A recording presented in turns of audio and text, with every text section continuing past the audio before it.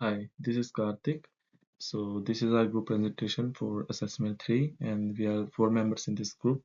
First is Karthik, Renu Devi, Mehak and Prabjot Kaur. So in this presentation we're going to talk about mainly four topics. First one is design and implementation of education program and practice. Second one is relationships with partnerships and collaborating with families, communities and children. Third one is dignity, equity, diversity, cultural competence, and inclusion within early childhood. And fourth one is respecting and including Aboriginal and Torres Strait Islander peoples and cultures in early childhood. So, firstly, talking about design and implementation of education program and practice. So, talking about key concept. So, first one is creating educational initiatives that promote children's overall development while prioritizing their needs and interests. So, overall development, but we understand like which includes their research skills, their social behavior, and if they are physically and mentally active or not, and we can improve that by adding some play-based learning in our curriculum. And we also have to prioritize their needs and interests. By in needs, we also mean like if they speak different language, so we have to understand that thing also. Like if we have some Aboriginal or Islander people, Islander kids in school or educational institute, so we have to understand their needs also. And if they need special things, like if they are disabled or something, so we have to take extra care of them. And talking about second one, by using data from evaluations and observations to direct the development and modification of program content.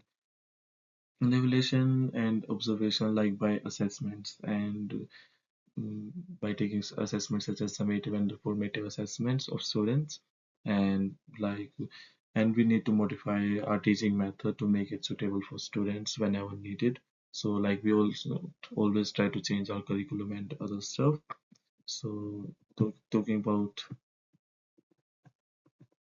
next topic, which is case study. So it is written here like talking about Rega Heath, which is a director of El Nido, and she has overseen significant growth at the center during her 13-year tenure, with its capacity increasing from 50 to 100 approved places and its integration into an education and health service.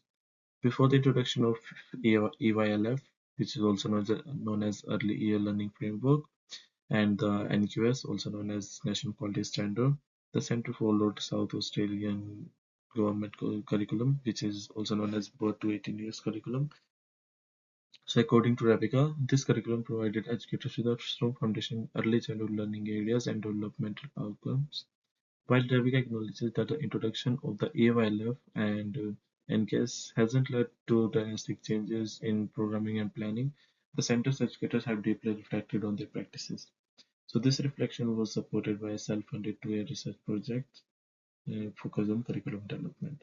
So in this case, we can see like how EYLF and NQS have developed the curriculum and have improved the education system, and which is like better than birth to 18-year Australian government's curriculum. So talking about practical example, so we can use flipped classroom, which is more like a reverse traditional teaching method, and which apply to students learning at home in the classroom, and like by which we can use play-based learning and game design learning and other elements like doing some practical stuff in the like doing art and craft and other stuff for children to keep them more active in the inside of classroom. Hi, myself Renu Devi, and today I will explain the topic relationship partnership collaborating with family community and children. So there are some key concepts. Family engagement involve family in deciding for their children, asks them about their desire, needs and interests. Culture sensitivity, respect the feelings and values of their culture, regularly update the different channels to show them how to speak the language. Recognize the value of diverse perspective, experience, and contribution from families, community, and children's. Ensure shared responsibility to foster a sense of ownership and partnership as well.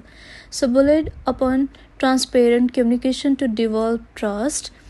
and prioritize the best interest of the children in every aspects.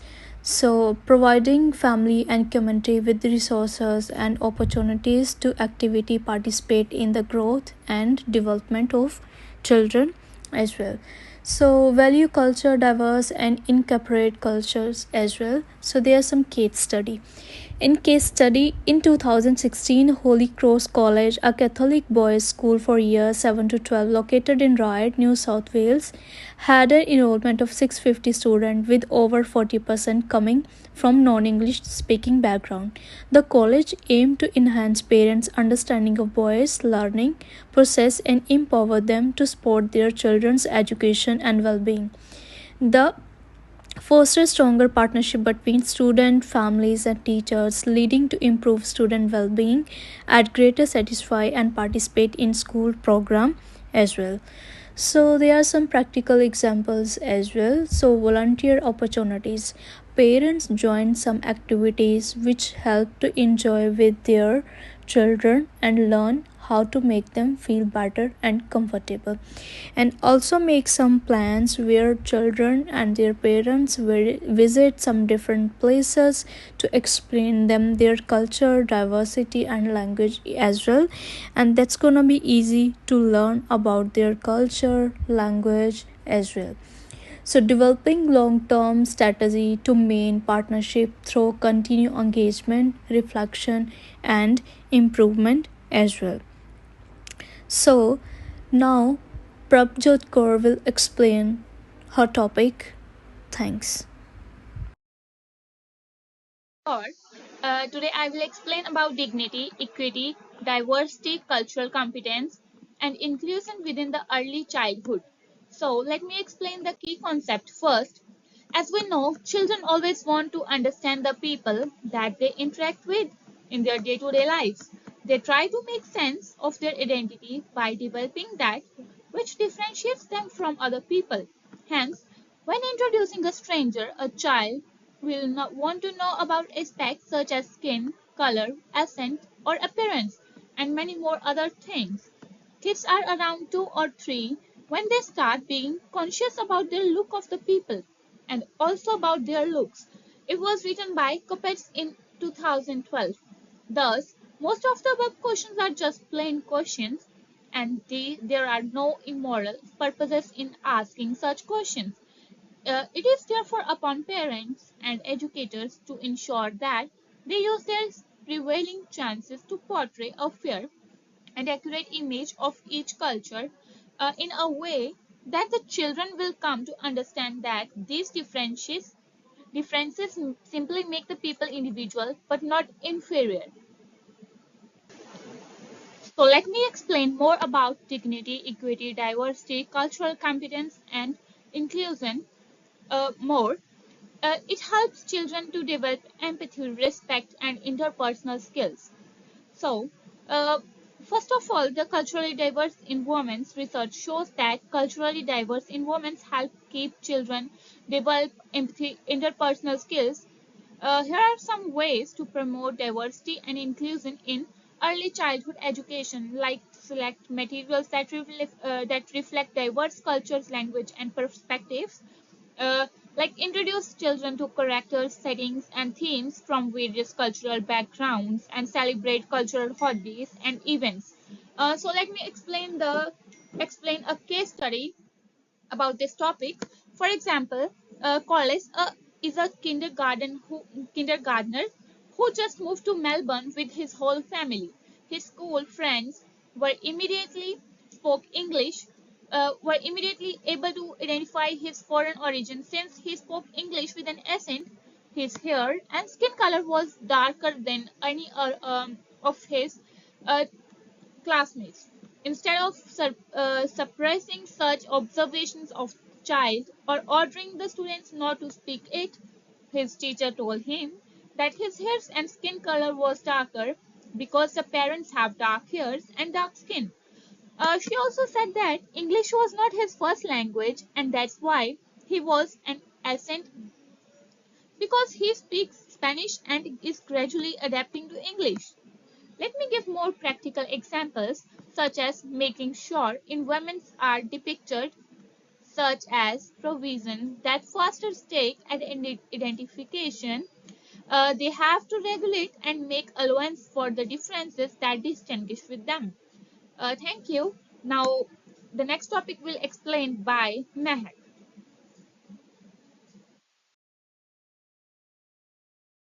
Hi, my name is Mehak, and I will be explaining the fourth topic of this presentation, which is respecting and including Aboriginal and Torres Strait Islander people and cultures in early childhood. Respecting and including these people, Aboriginal Strait and Torres Strait, is really important in the early childhood. Even this is one of the vitals which the early educators focus on and like fostering inclusive, culturally aware, equitable learning environments just to create the balance between each and every children. But like these are some key considerations and strategies to integrate the respect and inclusion meaningfully as well, which is one of them is like building awareness and understanding. If one should understand the concept and have awareness about that, that's why that is when we can take the steps to further do it. Like educators self reflection is must. Educators should explore their own culture, knowledge, biases and assumptions. Like they should engage in the professional development about Aboriginal and Torres Strait Islander histories, cultures and perspectives. Also, the cultural awareness trainings is a must. Participate in training programs and workshop delivered by these people themselves, like the Aboriginal and Torres Strait Islander educators or organizations. They used to uh, organize affairs and workshops to give knowledge to the other people who don't belong to their community. Their educators should go for the awareness regarding the topic, and also acknowledgement of the country. Begin meetings, classes and in events with the acknowledgement of the country to encouraging children to participate and like mix up with other people. And they should host the event which are welcoming and like which welcome the local people. And also they should incorporate in the cultural practices and partnership with the communities. Like they should make them feel comfortable, like by giving and taking knowledge and making that environment with them. And their representation ensure that resources, books and materials should represent Aboriginal and Torres Strait Islander culture authentically and positively.